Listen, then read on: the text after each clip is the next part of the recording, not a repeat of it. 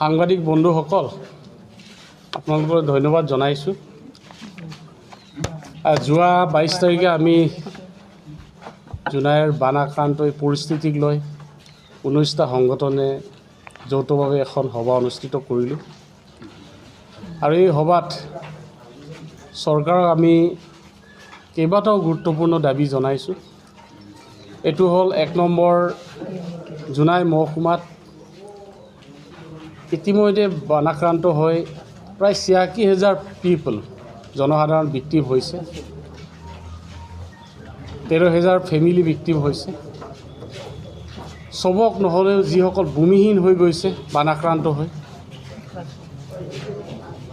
এখেতলোকক বা এওঁলোকক চৰকাৰে পুনৰ সংস্থাপনৰ ব্যৱস্থা কৰক। এটা 1 নম্বৰ দাবী।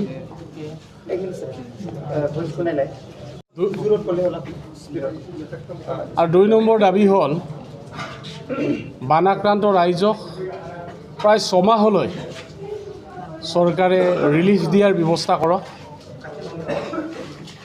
3 নম্বৰটো হ'ল ইতিমধ্যে জোনাইৰ বিভিন্ন অঞ্চলৰ পৰা, বেৰাচাপৰি, গালিঘাট এই অঞ্চলৰ পৰা, বদলপুৰ, এনেকুৱা বিভিন্ন তাৰমানে বানাক্ৰান্ত এই অঞ্চলৰ পৰা চিমেণ্ট চাপৰি চৰকাৰী ভূমিত জীয়াই থাকিবৰ কাৰণে আশ্ৰয় লৈছে। নিশ্চয় সিহঁতে আশা কৰিছে আধা কটা 1 কটা মাটি হ'লেও তাত থাকি জীয়াই থাকিম, তাৰ পৰা হাজিৰা কৰিম। অন্ততঃ এই মানুহবিলাকক উচ্ছেদ নকৰি মিনিমাম চৰকাৰে সহানুভূতি প্ৰকাশ কৰক, উচ্ছেদ নকৰক, 1 কটা আধা কটা হ'লেও মাটি দিয়ক, মাটি দি সংস্থাপন কৰক। 4 নম্বৰটো হ'ল AJYCP আছু অসমৰ বৃহৎ ছাত্ৰ সংগঠন আৰু এখেতলোকে এই ছাত্ৰ দুটা সংগঠনে সৰ্বাংগীন অসমৰ উন্নয়নৰ কাৰণে বহুত কথা চিঞৰি আছে। এইবাৰ বাৰিষাত আটাইতকৈ যদি চিঞৰিছে এখেতলোকে বানাক্ৰান্ত ৰাইজক পুনৰ সংস্থাপন দিয়ক, বানাক্ৰান্ত ৰাইজক খাদ্য সামগ্ৰী যোগান ধৰক। এখেতলোকে কৈছে, আমি আন্তৰিকতাৰে সমৰ্থন জনাইছোঁ আৰু আদৰণি জনাইছোঁ। আৰু এই সময়ত ইতিমধ্যে চিমেণ্ট চাপৰিত যিসকল বানাক্ৰান্ত ৰাইজে আশ্ৰয় গ্ৰহণ কৰিছে, এখেতলোকক সুস্পষ্টভাৱে মুকলিভাৱে আছু আৰু AJYCPয়ে সংস্থাপন দিবৰ কাৰণে চৰকাৰক দাবী জনাওক বুলি আমি এই মঞ্চৰ পৰা এপিল কৰিছোঁ। আজি আমাৰ 19টা জাতীয় সংগঠনে আহি ইয়াত চিমেণ্ট চাপৰি কলেজত আমি যোৱা 22 তাৰিখৰ যিখিনি সিদ্ধান্ত, এই সিদ্ধান্তক আজি আকৌ পাঠ কৰি উলিয়াইছোঁ আৰু আমাৰ এই সিদ্ধান্তই সবল থাকিব। আৰু আমাৰ দাবী হ'ল বানপীড়িত ৰাইজৰ যিখিনি সমস্যা আৰু বানপীড়িত ৰাইজৰ যিখিনি গৰাখহনীয়া ঘৰ বাৰী নাইকিয়া মানুহক সংস্থাপন দিয়াৰ যি ব্যৱস্থা, এইখিনি চৰকাৰে কৰি থাকিব লাগে। আৰু ইয়াতে যিখিনি মানুহ চিমেণ্ট চাপৰিত ঘৰ বাৰী নোহোৱা মানুহ আহিছে, তেওঁলোকক ইয়াৰ পৰা উচ্ছেদ নকৰি ইয়াতে থকাৰ ব্যৱস্থা কৰি যেন তাকে আমি আহ্বান জনাইছোঁ।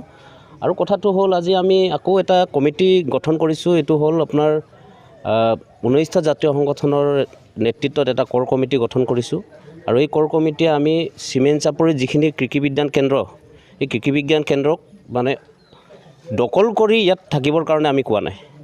কৃষি বিজ্ঞান কেন্দ্ৰৰ 140 বিঘা মাটিৰ যিখিনি মাটি, এই মাটিখিনিক বাউণ্ডাৰী চৰকাৰীভাৱে এইটো বাউণ্ডাৰী ঠিক কৰাৰ পাছত, আৰু বাউণ্ডাৰী ঠিক কৰাৰ পাছত বাকী যিখিনি মাটি বাচি গৈছে এইখিনিক মানে বানপীড়িত যিখিনি ৰাইজ, বেৰাচাপৰি, মুদৈ, চেঙাজান, বদলপুৰ, আমাৰ জোনাই চাব ডিভিজনৰ ভিতৰত যিমানখিনি অসুবিধাত থকা মানুহখিনি আছে তেওঁলোকক যাতে পুনৰ সংস্থাপনৰ ব্যৱস্থা কৰে, তাকে আমি কামনা কৰিছোঁ। আৰু আমাৰ এটাই আহ্বান যে আছু আৰু জাতীয়তাবাদী যুৱ ছাত্ৰ পৰিষদেই হওক বা অন্য জনগোষ্ঠীয় জাতীয় সংগঠনবিলাকেই হওক, আমি কাৰো বিৰুদ্ধে ইয়াত মিটিং কৰাৰ নামত মিটিং কৰাৰ কোনো আমি চিন্তা চৰ্চা কৰা নাই। মাত্ৰ এটাই চিন্তা চৰ্চা, বানপীড়িত ৰাইজক যি ধৰণে মানে আমি সহযোগ কৰি ইয়াতে ব্যৱস্থা, যেনেকৈ তেওঁলোকে পশুধন শেষ হৈ গৈছে, তেওঁলোকৰ খোৱা বোৱা শেষ হৈ গৈছে, ঘৰ বাৰী শেষ হৈ গৈছে, তেওঁলোকক যাতে চৰকাৰে অতি শীঘ্ৰে ব্যৱস্থা কৰি অকল চিমেণ্ট চাপৰিতে বুলি নহয়, চিমেণ্ট চাপৰিৰ বেলেগ জেগাতো যদি বনাঞ্চল আছে তাতো ব্যৱস্থা কৰিব বুলি আমি দাবী জনাইছোঁ। চিমেণ্ট চাপৰি মহাবিদ্যালয় প্ৰাংগণত আমাৰ 16টা জনজাতীয় জনগোষ্ঠী সংগঠনৰ লগত আজি আমাৰ এখন বৈঠক আছিলে। সেই বৈঠকত আমাৰ 16টা জনগোষ্ঠীৰ ভিতৰত এটা কৰ কমিটি গঠন কৰা হ'ল। সেই কৰ কমিটিৰ যোগেদি আমাৰ যিবিলাক বান আক্ৰান্ত লোকৰ এলেকাৰ এলেকাবিলাকৰ মানুহখিনি আজি আহি কিনে চিমেণ্ট চাপৰি স্থিতিত যিখিনি আমাৰ চৰকাৰী ছয়েল কনজাৰ্ভেশ্যন মাটিত যিডোখৰ বহি আছে কেম্প বনাই কিনে তেখেতলোকক আমাৰ সেই কৰ কমিটিৰ যোগেদি আমি 16টা জনগোষ্ঠীৰ মানুহখিনি সংগঠনে উদ্যোগ লৈ পেলাই যিখিনি আমাৰ কৰ কমিটি গঠন হ'লে সেই কৰ কমিটিৰ যোগেদি আমাৰ যিখিনি মানুহ ইয়াত কেম্প পাতি আছে সেই মানুহখিনিক আমি প্ৰত্যেককে আমাৰ ধৰি লওক বেৰাচাপৰি বৃহত্তৰ বেৰাচাপৰি আমাৰ 1 নং টাইবস্তি 2 নং টাইবস্তি ৰোহিতপুৰ দেউৰী মিলন তীৰ্থ কেৰ হৰিপুৰ মিচিং আৰু হৰিপুৰ দেউৰী আৰু আমাৰ গালিঘাটৰ পৰা ধৰি মুদৈ দেবেৰা আদিকে কৰি বহুতখিনি জনগোষ্ঠীৰ মানুহ আহি আছে। বিভিন্ন জনগোষ্ঠীৰ তেখেতলোকক আমি এইটোৱে দাবী জনাইছোঁ যে চৰকাৰক যে তেখেতলোকক আধা বিঘাকৈ নহ'লেও 100টাকৈ ভূমি বাসস্থান দিবৰ কাৰণে আমি আজি কৰ কমিটিৰ থ্ৰুৱেদি দাবী জনাম। আৰু এই দাবী জনাই আমি ভৱিষ্যতে ৰাইজৰ হকে মাত মাতি যাম। চৰকাৰক দাবী জনাম যে বাসস্থান ইতিমধ্যে দিব লাগে বুলি। এইখিনি আমি পোনপ্ৰথমে সাংবাদিক বন্ধুসকলক ধন্যবাদ জ্ঞাপন কৰিছোঁ। আজি আমি ইয়াত উপস্থিত হৈ আমি এটা হট কামৰ কাৰণে আমি 19টা জাতীয় দল সংগঠনে মিলি আজি এখন কমিটি গঠন কৰিছোঁ। কাৰণ আমি বেৰাচাপৰি জোনাই অঞ্চল বেৰাচাপৰিৰ পৰা আপোনাৰ গালি মেচাকি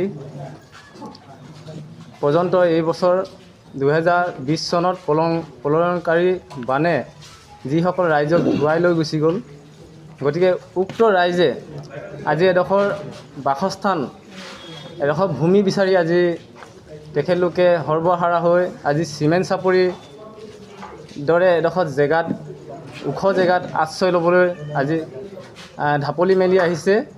গতিকে আমি চৰকাৰক এটা কথা অনুৰোধ কৰিছোঁ আৰু দাবী জনাইছোঁ, তেখেতলোকক চৰকাৰে সুচিন্তা কৰি তেখেতলোকৰ প্ৰকৃত বিবেচনা কৰি তেখেতলোকক এডোখৰ ভূমি দিয়াৰ লগতে আৰু আমি 6 মাহৰ বাবে তেখেতলোকক খাদ্য যোগান ধৰিবলৈ আমি টাই আহোম যুৱ পৰিষদৰ ফালৰ পৰা আমি তেখেতলোকক দাবী জনাইছোঁ।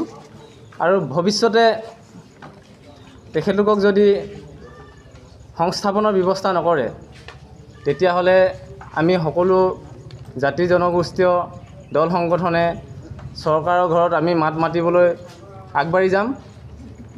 আৰু তেখেতলোকক আমি এটা কথা অনুৰোধ কৰিব বিচাৰোঁ, যাতে তেখেতলোকক পুনৰ সংস্থাপন তেখেতলোকক এডোখৰ ভূমি দি যাতে চৰকাৰে তেখেতলোকৰ জীয়াই থাকিবৰ কাৰণে কিবা এটা জীয়াই থাকিবৰ বাবে এডোখৰ মাটি দি মানে তেখেতলোকক পৰিয়ালটোক চলি থাকিবৰ কাৰণে ব্যৱস্থা কৰি দিব বুলি আমি অনুৰোধ কৰিছোঁ। আৰু শেষত আমি সকলো জাতি জনগোষ্ঠীকে আমি এই বিষয়লৈ মাত মাতি যাবলৈ আমি অনুৰোধ কৰিছোঁ। আৰু AJYCPকে ধৰি ছাত্ৰ সন্থাৰ আছু তেখেতলোকে নেতৃত্ব লৈ আহিছে। তেখেতলোকক আৰু সবলভাৱে আমি নেতৃত্ব ল'বলৈ আমি এই মঞ্চৰ পৰাই তেখেতলোকক আমি সাহস দিছোঁ, যাতে ভৱিষ্যতে তেখেতলোকৰ কাৰণে আমাৰ বানপীড়িত ৰাইজৰ কাৰণে মাত মাতি যাবলৈ আগবাঢ়ি যাবলৈ আমি তেখেতলোকৰ লগত আমি সদায় সাহসী হিচাপে ৰণুৱা হিচাপে আমি থাকিম বুলি তেখেতলোকক আমি কথা দিছোঁ। আৰু তেখেতলোকে আগবাঢ়ি যাব বুলি আমি আশা কৰি মোৰ চমু বক্তব্য সামৰিছোঁ। আজি আপুনি চবে জ্ঞাত যোৱা কেইমাহ ধৰি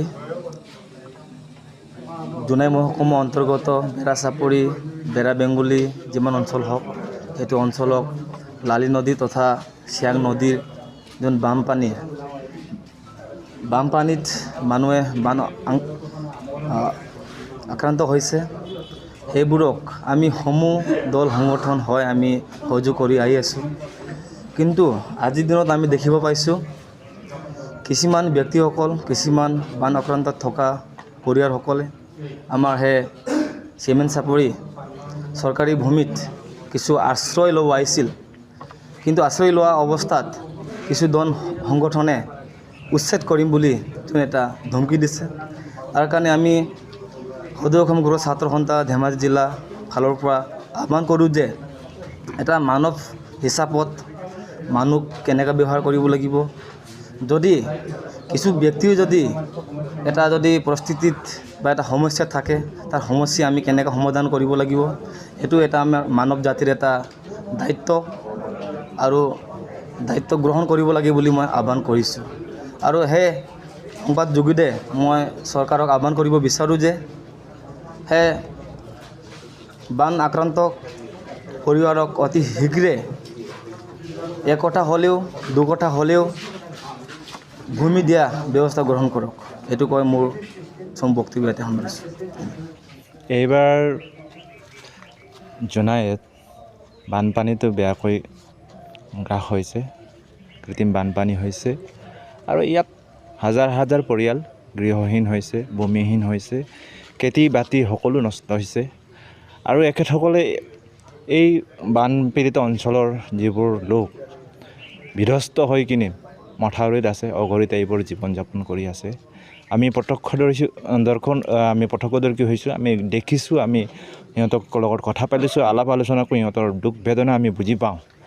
তো এই অঞ্চলৰ মানুহকেইটাক চৰকাৰে আৰু জাতীয় দল সংগঠনে সকলোৱে মানে মিলি জুলি এটা পুনৰ সংস্থাপনৰ ব্যৱস্থা কৰিব লাগে মই ভাবোঁ।